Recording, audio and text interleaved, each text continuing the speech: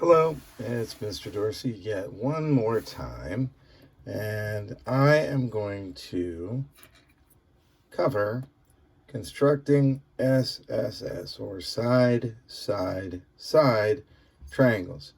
They are unique. This is take one, by the way. We'll see if I can keep it under 55.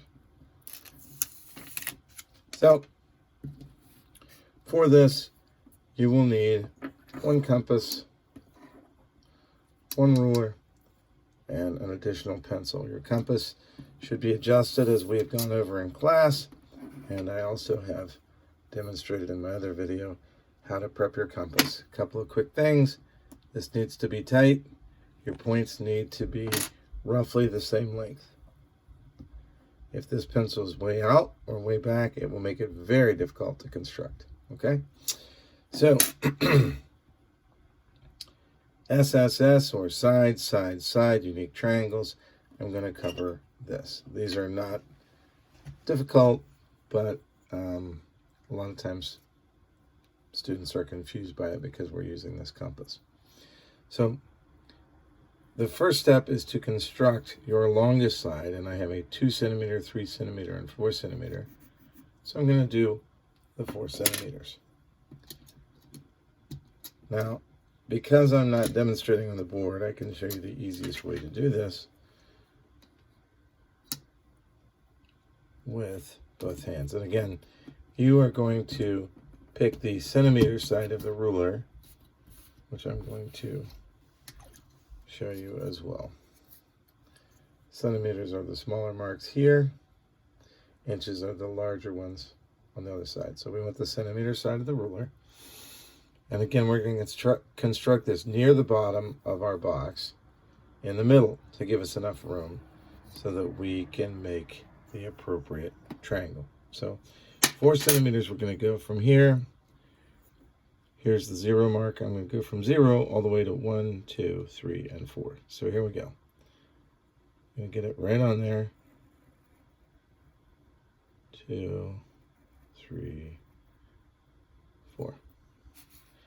At my ends of my line segment, or my side, I'm going to put vertices, or two individual vertex. Reason being, these are line segments. They have to stay the same length because they are a given. Okay, that was step 1.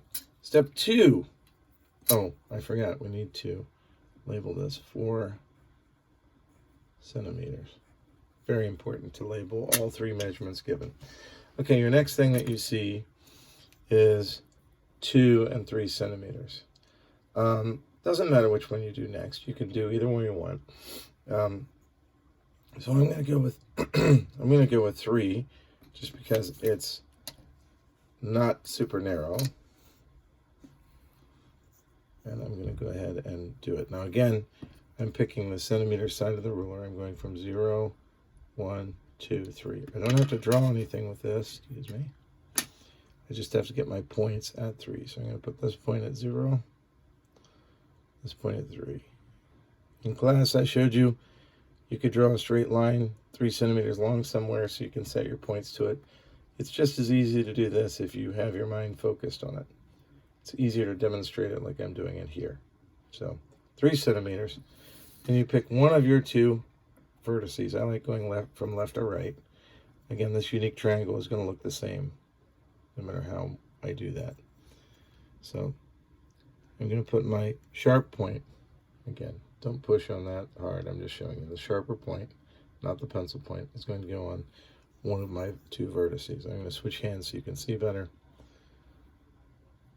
And I'm going to draw an arc. Now my arc that I draw, well, I got most of an arc before I lost my point over here. I think this is going to be fine because our vertex is going to be somewhere down here. If you need to erase and redraw, please do. I didn't need to, so I'm not going to. And here, just so we don't get distracted by that, I'm going to lose it right there. Use that pencil eraser to fix my imperfection. Okay, the last, so now we have done 4 centimeters, and we have done 3 centimeters. So the last one is 2 centimeters. I'm going to take 2 centimeters from 0 to 1, 2. Here we go. Oh, look at that. I squeezed it to 2 centimeters somehow perfectly. So the last thing I'm going to do is I'm going to go from the other vertex, right here. I'm going to put my sharp point on that here, and I'm going to swing this arc or draw this arc. Now, this is really precarious the way I'm having to work around my camera stand, but that's all right. Again, my point is here. Some students like to turn the paper. Just for the sake of your visual here, I'm not going to. I'm just going to swing my wrist. That's as long as this arc needs to be. Your first arc needs to be fairly long because you're not sure where your second arc is going to cross. My second arc only has to show me where it crosses because the point we're looking for, the entire reason we're using this compass, is to show where the two arcs cross, or the two sides actually meet. These are like taking the side and showing you the visual of sliding the side around from the vertex. So now we have our third vertice, and we have now marked our 2 centimeters. Now watch this.